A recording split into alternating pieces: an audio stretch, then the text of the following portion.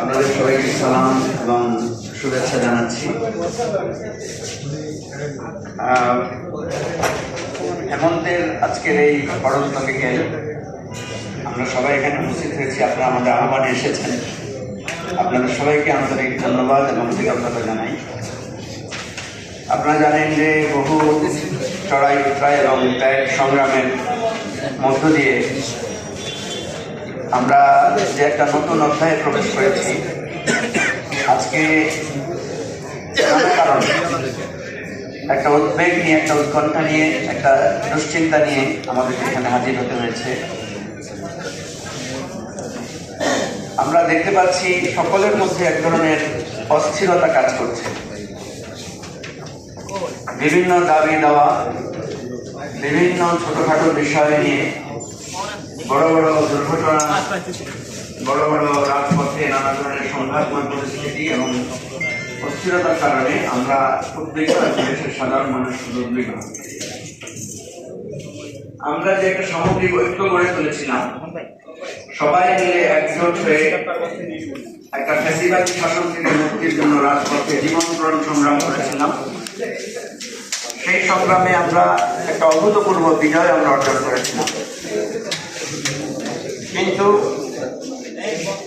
সেই লড়াইয়ের সবাই যখন কাঁধে কাঁধ মিলিয়ে লড়াই করেছি, একজন আরেকজনের বুকের সামনে দাঁড়িয়ে আরেকজনের গুলিকে প্রতিহত করেছি, ইটকে প্রতিহত করেছি, কাদানা গ্যাসকে প্রতিহত করেছি, আজকে আমরা দেখতে পাচ্ছি যে সেই আন্দোলনের সাথীরা একে অপরের সাথে আমরা নানা ধরনের সংঘাতে লিপ্ত হয়ে যাচ্ছি। ছোটখাটো বিষয়ে আমরা সংঘাতমুখর একটা পরিস্থিতি তৈরি হয়েছে।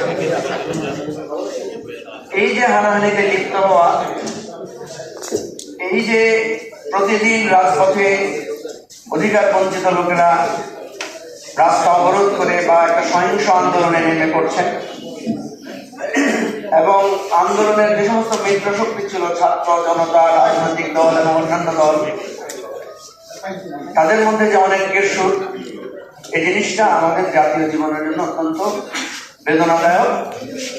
আমরা যখন সরকারের সাথে, সরকারের প্রধান এবং উপদেষ্টাদের সাথে মিটিং করেছি, তখন কিন্তু আমরা বলেছিলাম যে আপনাদের প্রধান দায়িত্ব হবে এই ঐক্যটা রক্ষা করা।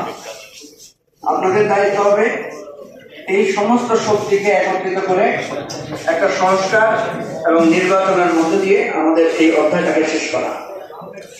কিন্তু আমরা আজকে দেখছি যে যেই অনৈক্য এবং যে বিভক্তির সুর এবং যে হিংসা হানাহানি, এটার জন্য কিন্তু সরকার কোনোভাবেই তার দায় এড়াতে পারে না। আমরা এই জন্য প্রথমেই বলছি, সরকারকে এ ব্যাপারে অত্যন্ত কার্যকর ভূমিকা নিতে হবে। যা হয়েছে, এখন যদি তারা সঠিকভাবে ভূমিকা না নেন এবং এখনো যদি তারা অবহেলা করেন, এখনো যদি তারা আন্দোলনের মিত্র শক্তিগুলোর ব্যাপারে উদাসীনতা প্রদর্শন করেন, তাহলে সেটা হবে দুর্ভাগ্যজনক। প্রিয় ভাই বোনেরা, আমরা যে একটা সফল আন্দোলন করেছিলাম, সে আন্দোলনে আপনারা জানেন ছাত্ররা নেতৃত্ব দিয়েছে, আর আমরা সকল রাজনৈতিক দলেরা সেটাকে সমর্থন দিয়েছি এবং একটা পর্যায়ে সবাই আমরা রাজপথে রক্ত জড়িয়ে সংগ্রামে ছিলাম।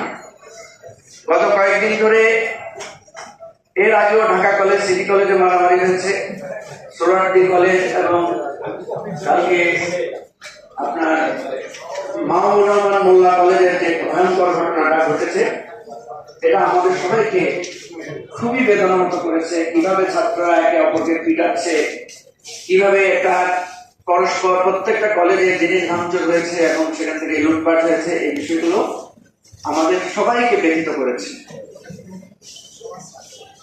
এখন প্রশ্ন হচ্ছে, এই যে ছোটখাটো বিষয় নিয়ে, এর আগে আপনি দেখেছেন যে